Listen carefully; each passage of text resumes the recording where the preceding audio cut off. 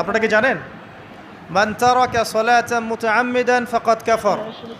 যে ব্যক্তি ইচ্ছাকৃতভাবে বিনা ওজরে, কোনো ওজর নাই, ইচ্ছাকৃতভাবে নামাজ ছেড়ে দিল, ত্যাগ করলো, সে ব্যক্তি কুফরি করলো।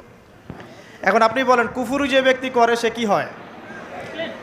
যদি আমরা ধরেও নেই সে মন থেকে নামাজ অস্বীকার করে না, অলসতা বশত পড়ে নাই, তারপরেও তো কাজটা ফাঁসেকি, তাই নয় কি?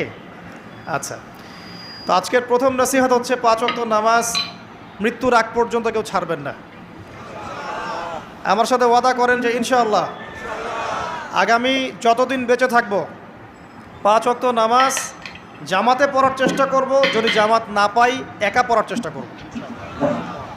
আল্লাহ পাক তৌফিক দান করুন, আমিন।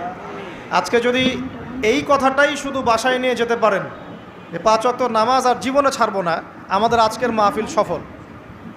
আর